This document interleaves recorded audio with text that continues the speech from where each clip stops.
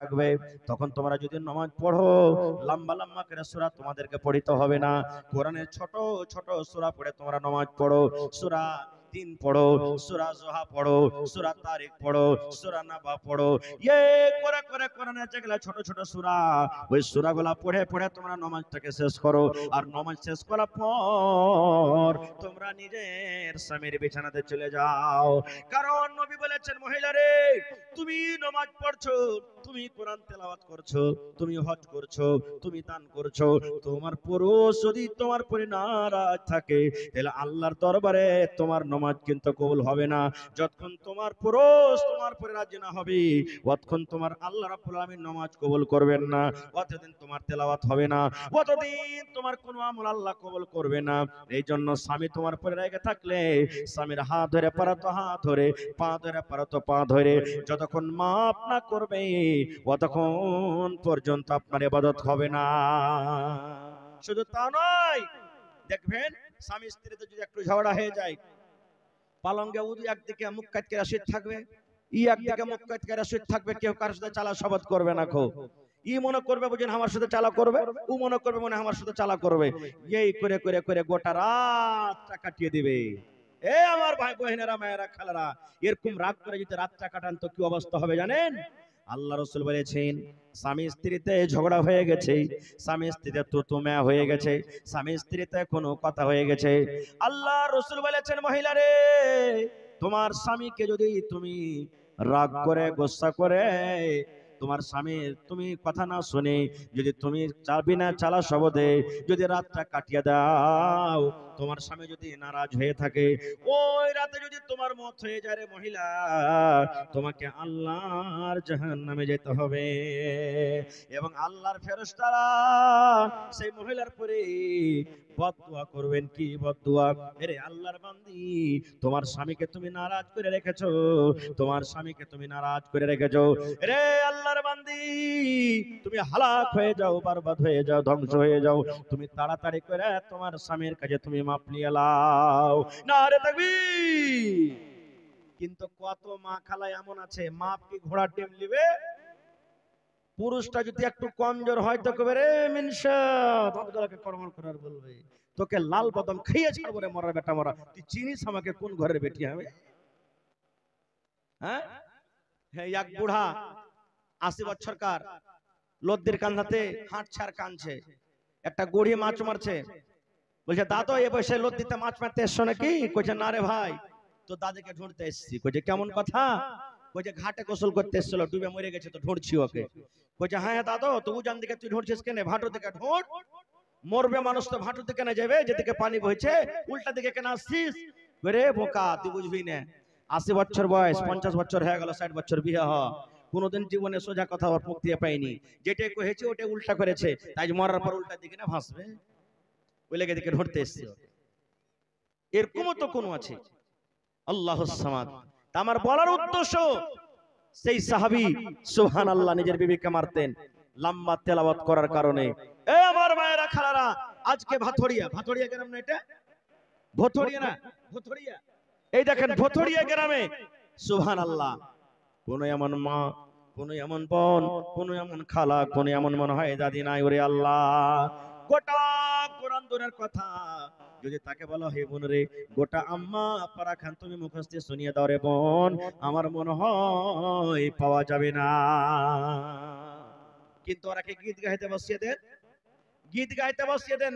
এই যেগুলা বুড়া দাদি আছে না, ইয়ারা লাতি ওগালাকে মজাক করবে, পুতিনারাকে মজাক করবে, রে লিসি লাগানি রে, একটা গীত তোরা গাইতে পারিস না রে, ঘিন ঘিনা গালা, বুড়িয়া গেছি তো কি হবে, এখনো গীত গাইতে লাগে রে, লিসি লাগানি গেলা 3 দিন 3 রাত কাটিয়ে দিব, কিন্তু গীত খতম হবে না, গীত খতম হবে না। খুব সুবহানাল্লাহ, এরকম ভাবে কথা বলে। তাহলে বুঝতে পারলাম আল্লাহ নবীর জামানাতে মহিলাদের কত কোরআন মুখস্থ ছিল। ওরে সুবহানাল্লাহ, আজকে আমরা পুরুষ হয়েও দেখেন দুটা তিনটা সূরা গাল আমাদের মুখস্থ নেই। আজকে আমরা দুটা তিনটা সূরা গাল আমরা মুখস্থ করতে পারি না। খুব ভাই আমার, তবে এটা হলো আল্লাহ তাবারাক ওয়া তাআলার পাক পবিত্র কোরআন, যে কোরআন আল্লাহ তাবারাক ওয়া তাআলা আমাদেরকে দিয়েছেন, খুব বড় এটা নিয়ামত। এবার বলবেন মাওলানা কোরআন আইলো কখন? কখন কোরআন আল্লাহ তাআলা দিয়েছেন? বছরে কয়টা মাসে এক বছর হয় ভাই? কয় বছরে কয় মাসে এক বছর হয়? 12 মাসে।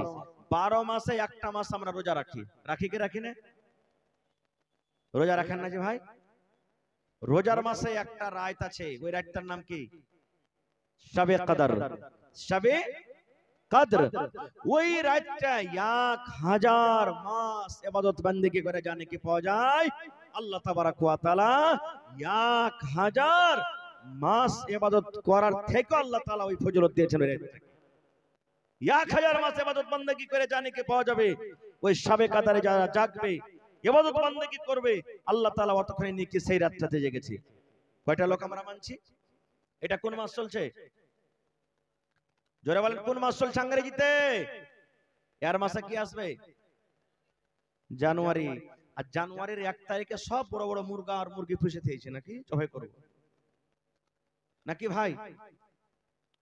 জবাই করবেন? জবাই করবেন? মুসলমানের শরীয়তে ইসলামে কোন মাস থেকে নতুন সাল শুরু হয়েছে বলেন তো আরবিতে? মুহররম। কয়টা লোক জানছি? কিন্তু ওই মাসে আমরা ঢোল বাজাবো, ঢোল ঢোল বাজাবো। আর জানি না যে মুসলমানের ইসলামী তারিখ শুরু হলো কি মুহররম মাস থেকে, আমরা ওইটা জানি না। আর আমরা মানাবো এই লয়া তারিখের, লয়া সালের 1 তারিখ 1 জানুয়ারিতে মুরগা জবাই করব। আর মুরগা কেন জবাই করে জানেন? একটা কথা আরো বলি, আপনাদের এলাকা তো আশা করছি আছে, আস্তে আস্তে কিন্তু কমে গেল। যেই দিন বাচ্চা মার পেট থেকে হয়, 5 দিন 3 দিন 7 দিনকার যখন হয়, সেই দিন বাচ্চাটার মাথা নাড়া করে গোসল পানি ঘর লেপন যখন করে মা খালার গেলে 4 রকম 5 রকম 6 রকম শাক সবজি দকে থালি ভরে ভাত খেতে দিবে। দেয় কেন দেয় জানেন? এই জন্য দেয় যে আজ যদি এই মা যদি ভালো করে 5-7 রকম তরকারি দিয়ে ভাত খেতে, ছেলেটা যতদিন বাঁচবে ততদিন দুধে ভাতে খেবে। শিরক এটা, পাপ। যে ভাইরা মুরগা জবাই করে খায় জানুয়ারি মাসে, এই নিয়তে খায় আল্লাহ আজ 1 সালের প্রথম মাসের প্রথম তারিখ আজ মুরগা জবাই করে খাইনু আল্লাহ, যাতে সারা জীবন একটা একটা করে রোজ দিন মুরগা জবাই করে খাইতে পারি আমরা। এই নিয়তে আমরা খাই। ভাইরে, কোরআন আসা পর আল্লাহ তাবারক ওয়া তাআলা সমস্ত বুরাইকে আমাদের মধ্যে থেকে দূর করে দিয়েছেন। তাহলে কোরআন আমাদেরকে শিখতে হবে না হবে না? জোরে বলেন, কোরআন শিখতে হবে না হবে না? 5টা বেটা আছে ভাই, একটা বেটাকে হাফিজে কোরআন করবেন, পড়েন ইনশাআল্লাহ। জোরে বলেন ইনশাআল্লাহ। মুসলমান আমার কথা নাই, আল্লাহ রাব্বুল আলামিনের নবী বলেছেন কিয়ামতের দিন হাফিজে কোরআনকে ডাকা হবে। 30 পারা কোরআন যার বুকে সিনাতে জমা হয়ে গেছে, ওই হাফিজে কোরআনকে আল্লাহ ডাকবেন আর বলবেন, হাফিজে কোরআন রে, তুমি কোরআন পড়িতে যাও, কোরআন পড়িতে যাও, একটা একটা করে আয়াত পড়িতে যাও, আর একটা একটা একটা করে তুমি এক দরজা একটা সিঁড়ি করে উঁচাতে চলে যাও। লিফট দেখবেন আপনারা স্টেশনে এখন লাগা হয়ে গেছে, বড় বড় মাকানে লিফট লাগা হয়েছে।